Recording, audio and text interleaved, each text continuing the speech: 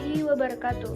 Perkenalkan, saya Rizkia Cahayati dan rekan-rekan saya Dewi Safitri, Urfa Bidayatul Mufidah, dan Widya Lestari. Kali ini kita akan menjelaskan materi tentang Comprehensive Report Analysis dan rancangan sistem pengendalian manajemen pada PT Telkom Indonesia Tbk.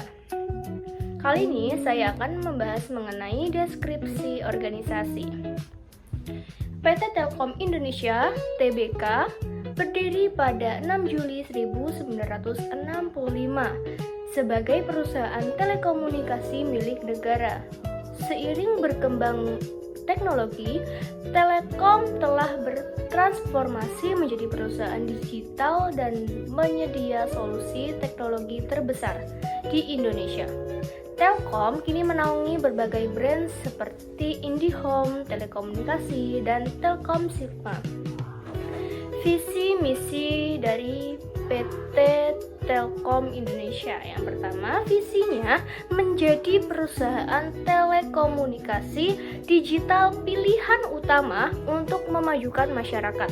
Yang kedua, misinya memberikan layanan dan solusi digital terbaik berbasis teknologi terkini untuk meningkatkan kualitas hidup masyarakat Indonesia. Selanjutnya ada struktur organisasi. PT Telkom Indonesia itu terdiri atas Dewan Komisaris, Direksi, dan ketiga ada divisi seperti divisi Capital Management, Finance, Marketing, Network, and Teknologi yang memiliki peran strategis dalam mendukung operasional perusahaan. Yang selanjutnya ada analisis sistem pengendalian manajemen. Yang pertama, pengendalian tindakan. Telkom Indonesia menerapkan berbagai prosedur operasional standar untuk mengendalikan tindakan karyawan dan manajemen. SOP tersebut mencakup proses pengadaan, operasional, jaringan, pelayanan pelanggan, hingga pelaporan keuangan. Kelebihannya yaitu SOP terstandarisasi membantu meminimalkan kesalahan operasional. Adanya sistem persetujuan berjenjang meningkatkan akuntabilitas. Kelemahannya, yang pertama ada prosedur yang terlalu ketat berpotensi menghambat inovasi, kurangnya fleksibilitas dalam menghadapi perubahan lingkungan bisnis yang cepat. Yang kedua ada pengendalian personel. Pengendalian personel dilakukan melalui proses rekrutmen, pelatihan, dan pengembangan karyawan. Telkom memiliki Telkom Corporate University sebagai sarana pengembangan kompetensi. Kelebihannya yaitu investasi besar pada pengembangan SDM, meningkatkan kualitas karyawan. Yang kedua, budaya pembelajaran berkelanjutan mendukung strategi jangka panjang. Kelemahannya yaitu kesenjangan kompetensi digital pada sebagian karyawan senior, proses pengembangan talenta yang memerlukan waktu panjang. Yang ketiga, ada pengendalian budaya. Telkom menerapkan nilai budaya perusahaan yang dikenal dengan akhlak sebagai nilai inti BUMN. Kelebihannya itu nilai budaya memperkuat integritas dan etika kerja. Yang kedua, menjadi pedoman perilaku dalam pengambilan keputusan. Kelemahannya yaitu implementasi nilai budaya belum merata di seluruh unit. Budaya formal terkadang kurang efektif dan mengubah perilaku nyata. Yang keempat, ada pengendalian hasil. Pengendalian hasil dilakukan melalui penetapan atau Key Performance Indicator atau KPI, target keuangan, dan sistem insentif. Kelebihannya itu KPI mendorong pencapaian kerja yang terukur, sistem insentif meningkatkan motivasi manajemen. Kelemahannya itu yang pertama ada fokus berlebihan pada indikator keuangan jangka pendek dan risiko manipulasi atau gaming terhadap KPI. Selanjutnya yaitu isu-isu lanjutan dalam sistem pengendalian manajemen. Yang pertama, miopia manajerial.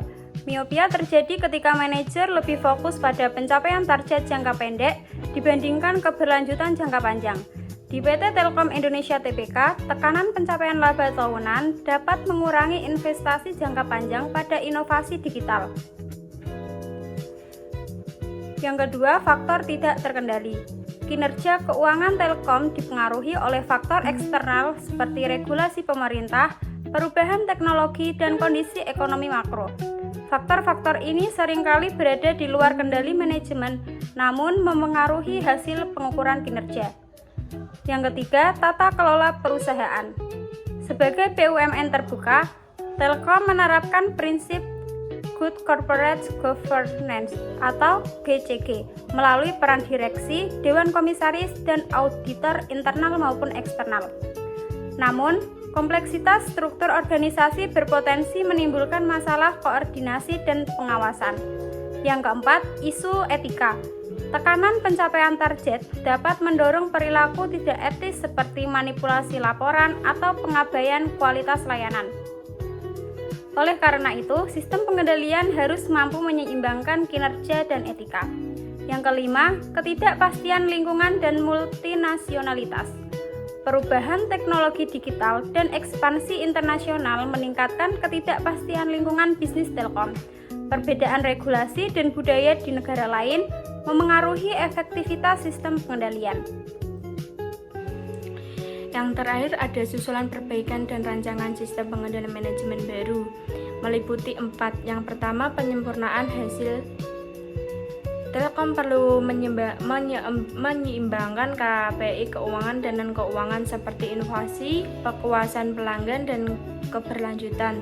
Yang kedua, ada penguatan pengendalian budaya dan etika. Internalisasi nilai akhlak perlu diperkuat melalui teladan pimpinan dan sistem reward yang selaras dengan perilaku etis. Yang ketiga, ada integrasi pengendalian tindakan dan fleksibilitas. SOP perlu dievaluasi secara berkala agar tetap relevan dan tidak menghambat inovasi. Yang terakhir, ada desain sistem pengendalian integrasi. Diusulkan penerapan balance scorecard sebagai alat strategis yang mengintegrasi perspektif keuangan pelanggan, proses internal secara pembelajaran dan pertumbuhan. Adapun juga kesimpulan dari materi tadi, yaitu sistem pengendalian manajemen PT Telkom Indonesia secara umum telah dirancang dengan cukup baik dan komprehensif, namun tantangan lingkungan bisnis yang dinamis menuntut adanya penyempurnaan berkelanjutan. Dengan memperbaiki keseimbangan antara pengendalian hasil, tindakan, budaya, dan personal, Telkom Indonesia dapat meningkatkan efektivitas pengendalian sekaligus menjaga keberlangsungan jangka panjang. Sekian pemaparan dari kami. Mohon maaf bila ada salah kata dan perbuatan. Terima kasih. Wassalamualaikum warahmatullahi wabarakatuh.